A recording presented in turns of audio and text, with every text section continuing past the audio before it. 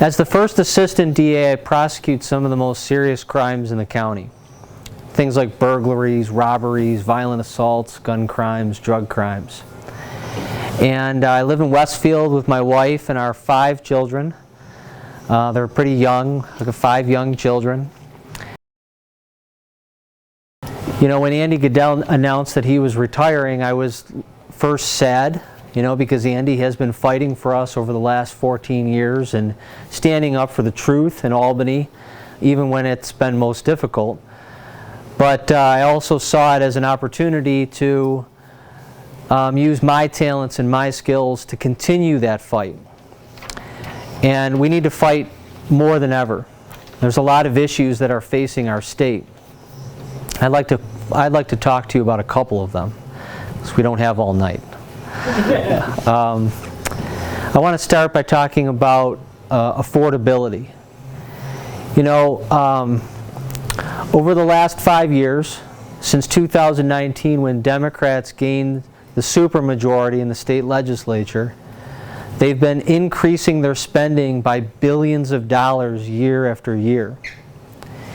And because they've been spending so much, they've been putting all sorts of taxes and assessments and fees on the rest of us, which is why we now have the highest combined tax rate in the nation. It's also why we are leading the nation in out-migration. More people are leaving our state than any other state. Now, I love living in Chautauqua County. It's a great place to raise a family. But, you know, the largest group of people leaving the state aren't retirees going to Florida. They're young families like mine. Because we see the writing on the wall. We know that, you know, it's getting harder and harder to buy a house. It's getting harder to pay the utility bills. It's getting harder to buy food. And that's only one of the many challenges that we face. But there's a solution. There is a solution to this problem. We got to cut spending at a state level. We need to, you know, we don't need $1 billion going to Hollywood fat cats to make movies in New York City or to fund Broadway. That's how much the legislature is spending this year, $1 billion to subsidize Broadway and theater in New York City. You know, we have the highest Medicaid costs in the nation. There's millions of more people in Texas and Florida and California than New York, but we spend over $1,000 more per person on Medicaid than any other state. And there's a lot of reasons for that.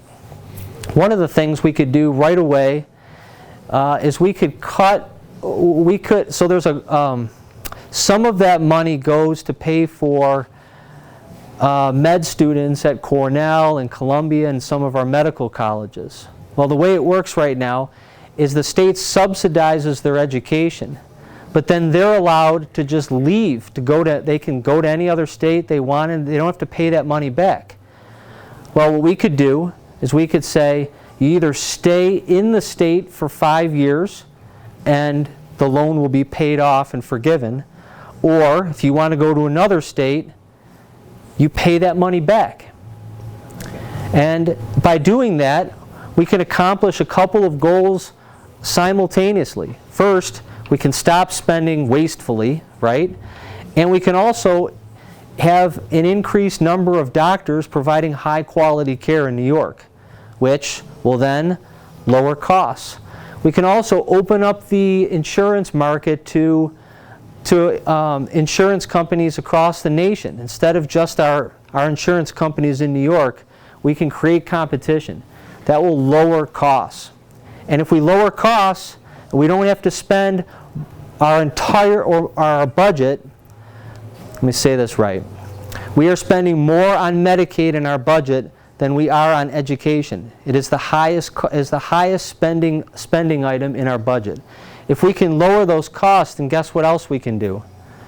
We can cut taxes. We can make it more affordable for people to live in our state. Now, another issue is the climate or the energy policies that New York has implemented. I'm sure everybody knows about electric school buses, right? Well, that's only one of the many problems that New York has created for its residents. And, lest I need to remind you here, the purpose of government is to keep its citizens safe, not bring them to their knees financially to impose upon them radical ideologies. That's not the purpose of government, right? But that's what's happening with New York's energy policy. Every year, New York passes some new law that's making it harder for us to heat our homes, for us to, buy the energy of our choice or to use the products of our choice. They don't want us driving gasoline vehicles. They don't want us heating our homes with natural gas, which is why last year they passed what's called Tax and Invest. And this program is going to impose additional fees and surcharges upon companies that make fossil fuel products, companies that transport them, and companies that sell them. Well, the DEC commissioner, who's a Democrat appointee, just recently released a study explaining how that's going to affect the average consumer.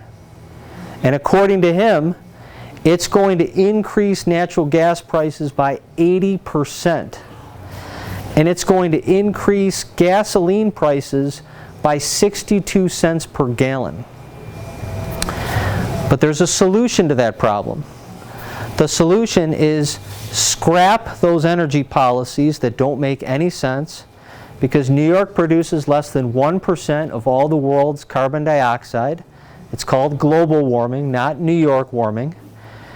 And allow New York to frack responsibly for natural gas, which they can do. They have the technology to do. And start using that natural gas within the market to lower natural gas prices. We can use natural gas to heat or to use the NRG plant in Dunkirk, which will provide plenty of energy for all of us for a long period of time. And that will give us a gap period. We can use that gap period to let the technology catch up so that renewable energy resources can be sustainable, efficient, and cheap. Most importantly, cheap for all of us.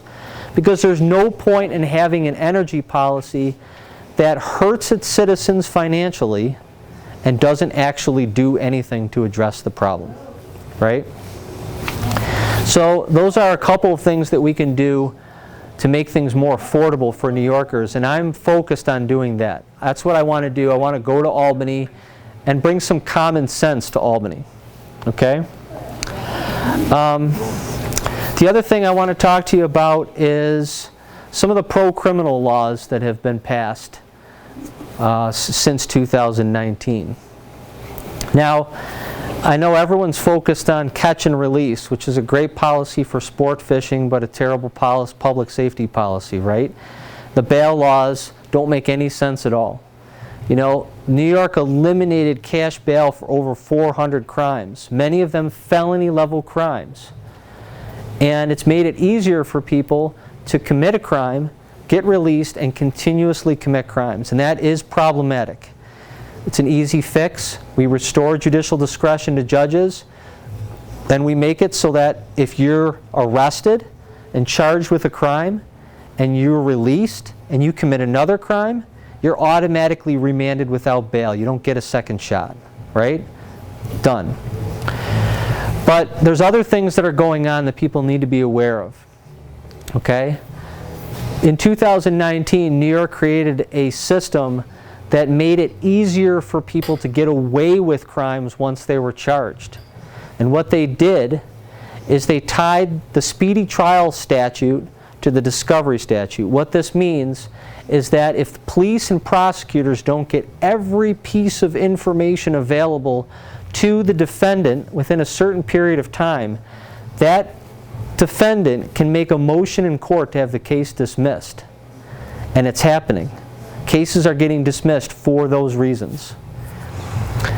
They also made it way easier for people to get away with violating parole. Prior to 2019, if you committed a substantial violation of your release, you were held in jail, your parole was violated, and then you went back to state prison and finished the remainder of your sentence. Well, now, if you commit a substantial violation of your release, do you know what happens to you? You get a slap on the wrist, a few days in jail, and then you get sent back on parole. And this is exactly what happened with Edward Kint, if you remember, convicted murderer from Chautauqua County, released on parole, absconded from parole. They didn't know where he was for days. And he ended up going back to Chautauqua County. And what was his punishment? 7 days in jail, back released into the community. So we need to fix that. Okay? They also made it easier for what we call adolescent offenders, 16, 17, and 18-year-olds, to avoid the criminal process, the criminal justice system. Instead, many of their cases get transferred over to family court. And I don't have any problem with a young person who's made a mistake getting a second chance.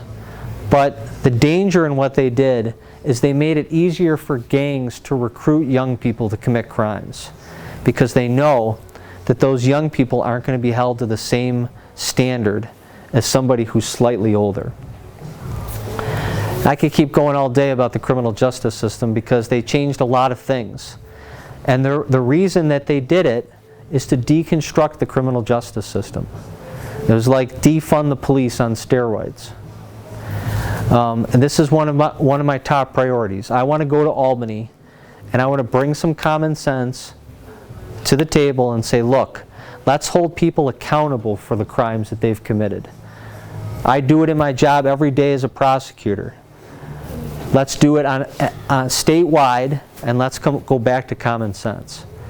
You know, we all know about what's going on with New York's sanctuary state policy, right? Well, in New York, you know, we've made it so illegal immigrants can not only come to New York, but we're going to pay billions of dollars for them to live in New York City. I think this year the allocation was $2.1 billion. Again, that's our tax money. We could cut that funding, get rid of sanctuary state, and lower our taxes. But instead we're funding illegal migrants to live in New York City. Well, it's not enough that we pay for them to live here, but we've also made it easier for illegal immigrants who are here in this country illegally to commit crimes while they're here and avoid deportation. Because that's another thing they did. They said, we're going to reduce the jail sentence on misdemeanor crimes by 1 day. So somebody, a legal immigrant who's convicted of a misdemeanor in New York State and gets 364 days of jail time can't be deported. Now, why in God's green earth do we want somebody who's in this country illegally to be here when they're committing crimes here in addition to the crime of being here illegally? That makes no sense at all. So eliminating sanctuary state and allowing our local law enforcement to cooperate with ICE, that's a priority for me as well. There's a lot of other things I can talk about, but maybe I'll just open up to questions. Does anybody have any questions for me? Yes. Okay. Well, it's a thing that you talk about illegal immigrants in New York State, we call it. I think I was just reading something the other day that New York has the most illegal immigrants of any other state. What I've read is we have the 6th most. But it's an interesting statistic, right? We're near the top of the states in illegal immigration, and we're the very top for legal citizens leaving our state because of our policies. It's a stark contrast, isn't it? People who are here legally don't want to live here, but people who are here illegally want to live here because, why? Because they're getting a ton of money to live here and there's no repercussions, right? But when the money runs out, what they going to do? I mean, because, I don't know. You have a hole in the sack, all the money comes out, so what happens when all the money's gone? That's another issue, right? New York is losing, because they're losing so many citizens, they're also losing a lot of taxpayers. And eventually, you're right, the bottom's going to fall right out underneath them, and then they're going to try to extract more money from us, the people who can't afford to leave. It's an unsustainable model. It's problematic. We don't need to be spending as much as we are in this state. We're spending on a lot of very poorly thought out ideals and concepts, and we're all paying for it financially and in other ways. Was there a question over here? No. First and Second Amendment? Which one do you want me to talk about first? Second first and then first. Second first and then first. Yeah, so as a prosecutor, a lot of the cases I get sometimes are illegal weapons cases. And so these are people who are convicted felons who manage, despite New York's strict gun laws and strict ammunition laws, they still manage to acquire illegal firearms, ammunition and magazines. I take that very seriously. I have a couple of cases where the person charged with possessing a legal handgun had more than two or more prior felony convictions. And in both cases, I've applied for persistent felon status, which means that if that status is granted, they'll end up serving a life term.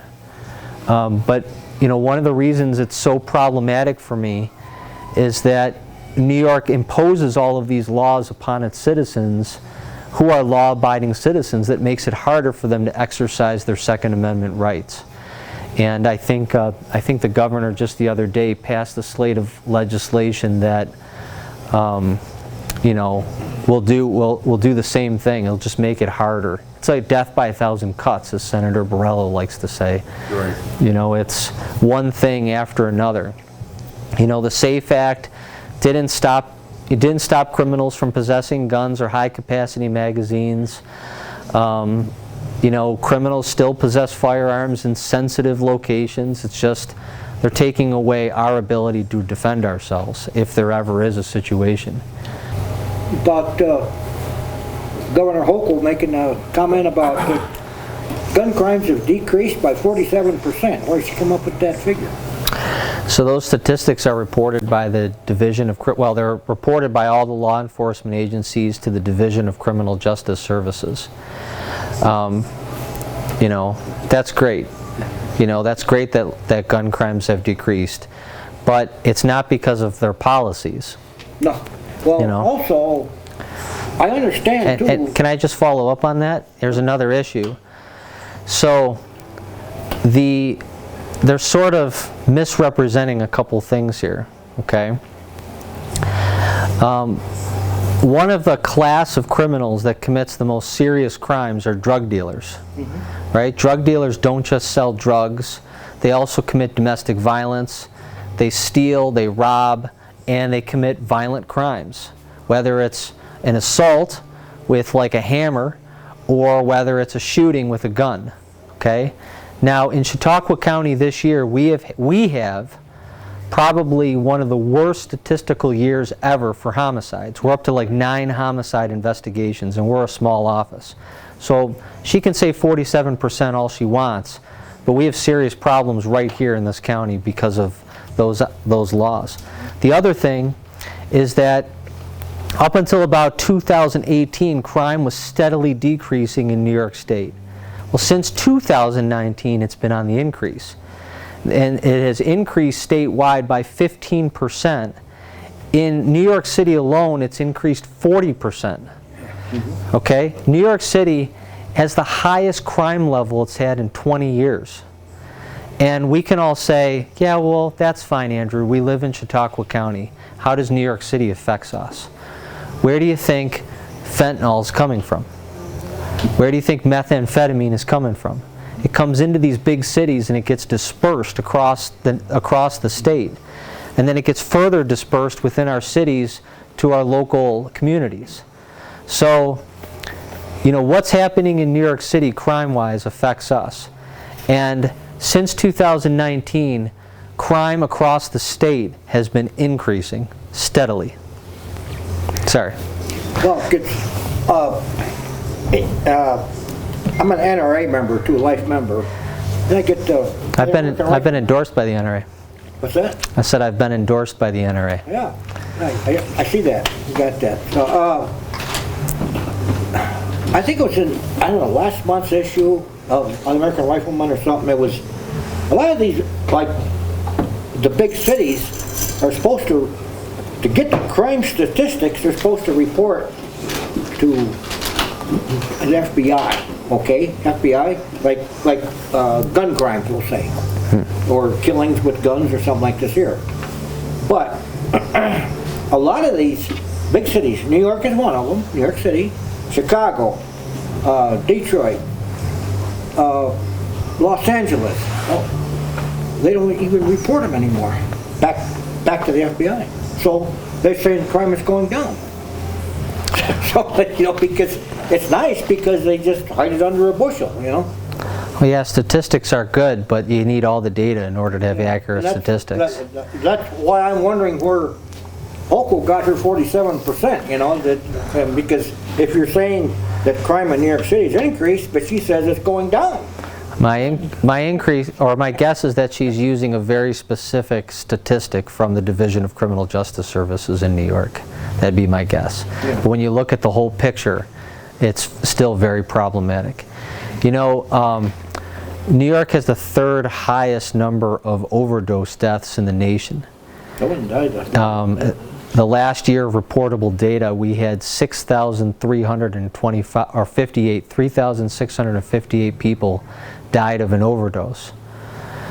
Well, you know, that's what happens when you allow fentanyl dealers to keep reselling on the street. And they put fentanyl in everything. They put it in cocaine, methamphetamine, cannabis. They put it, and they also put xylazine in everything. Xylazine isn't even on the controlled substance list, and it has the same effect as a narcotic drug. So, you know, these are all things that are you know, the overdose deaths, they sort of get swept under the rug, but they're an underlying problem within our, it's like a canary in the coal mine. You know, you know just how much drug dealers are operating by the number of people that are being killed in your community. And it's deeply troubling. And you can see, go to index crime, and you can see it dips to 2018, and it's been going up ever since 2019. It's a V. So I don't know where she's getting that information from, but according to her own Division of Criminal Justice Services data, that's wrong. Yeah. I have a question. Okay. I noticed a long time ago, maybe pushing a year ago, the police reports in the Post-Journal, Jamestown and the Sheriff's Department and Town of Ellicott, they might have 1 or 2 listings in there, and every once in a while,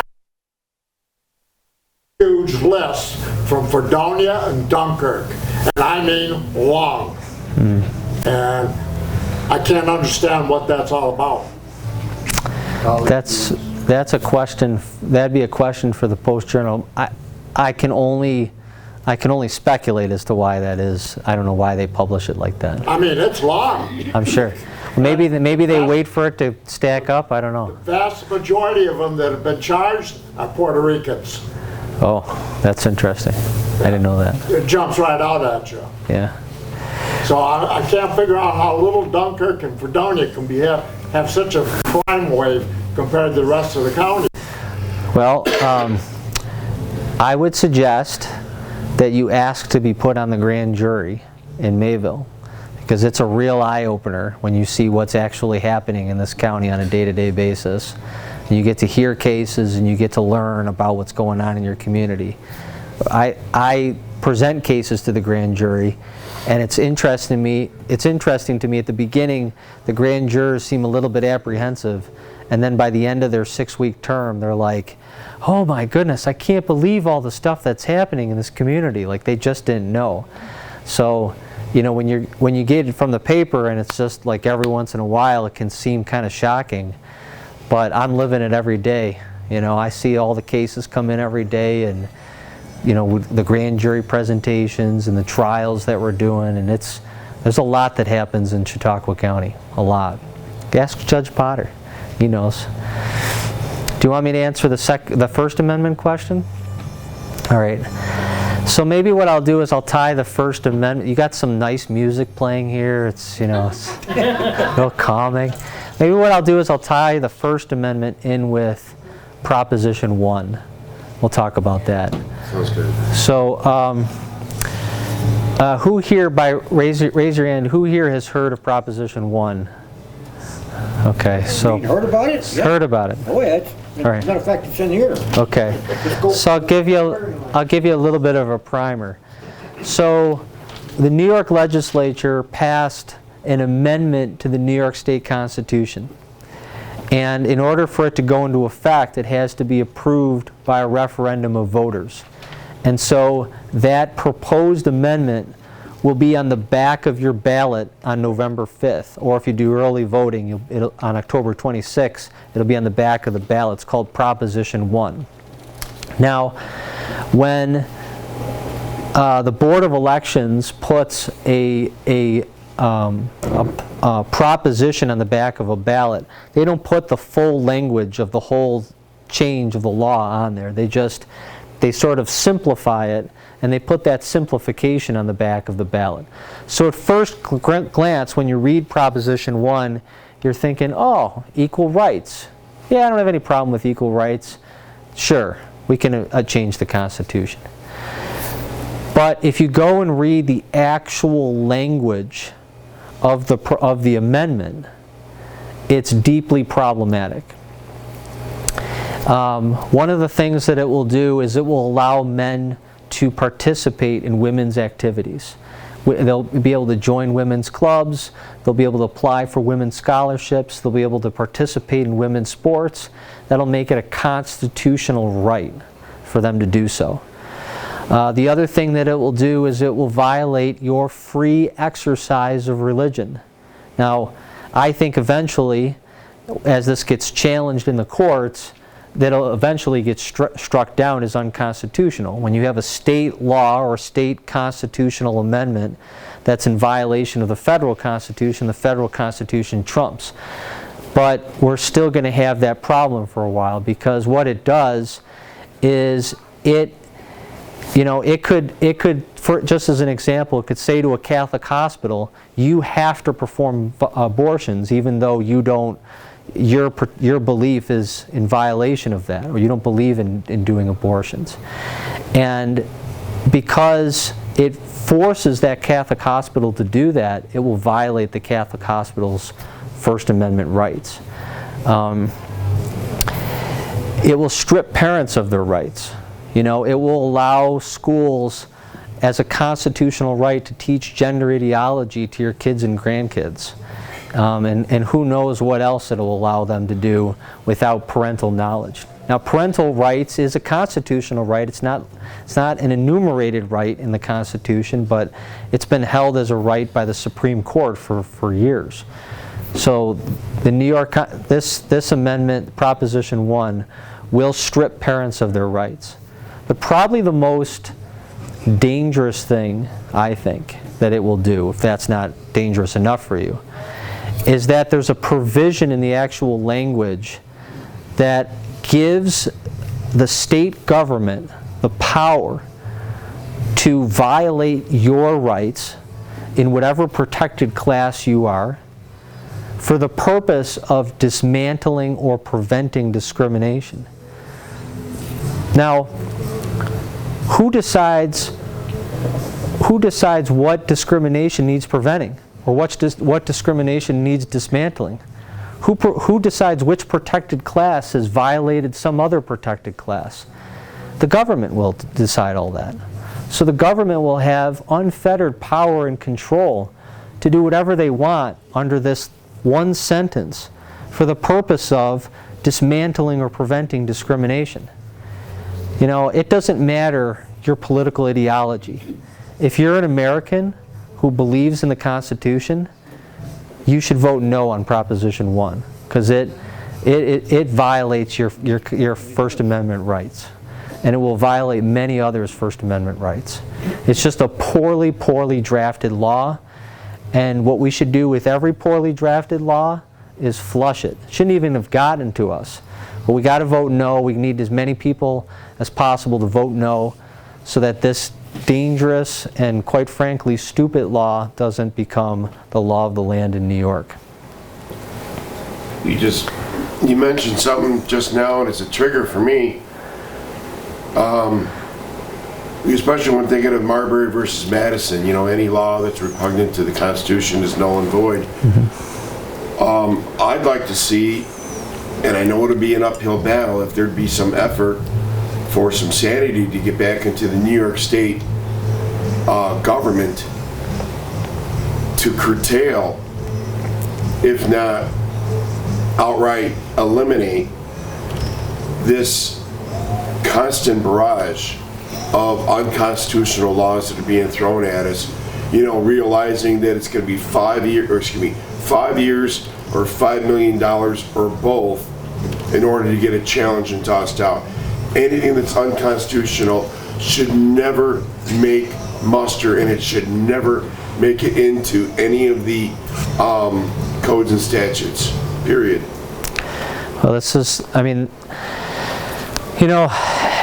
you bring up a really great point, Will, you do. Where are all the people in this? Where is our community? Because the greatest, they left. Because the greatest protection against these types of injustices, really what they are, injustices, is our democratic process. We need people to vote. We need young people to get involved, right? The other side, they're great at getting into our young people's minds, right? They put all this stuff in their head that isn't true about our nation, about our nation's history, about the democratic process, and then we're trying to get them back, and it's too late. They've already gone off, and they've already decided that their truth is truth. Well, that's not what truth is. Truth is an objective reality. I can believe all I want that the sky is yellow or purple, but it's not going to make it any more truer, right? We need to help our young people to the truth. And we need our young people to be proud of their country and proud of the democratic process so that we can get them to vote. Because voting is the greatest protection against that. If you don't have those people in power who feel empowered to commit whatever sort of injustices against you they want whenever they want it, then that won't happen. I'd also like to make a mention that this one forum that you've been to, I'm looking at the audience here, and this is probably the largest concentration of volunteer poll watchers of any group that I'm a member of or aware of in Chautauqua County. So I'd like to say thank you to everybody that volunteered to be a poll watcher. I tried to get into that too, but they already had record number of volunteers for this cycle, so I'm very happy about that. That's good. Yeah, that's great. Special call out for the three that I know of, the three ladies in the room, and if there's any I'm other... not a poll watcher, I'm a poll worker. Poll worker. Watcher.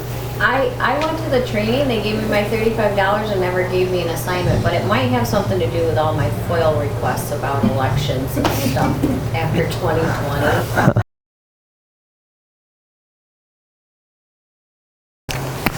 Yeah, Andy's been great.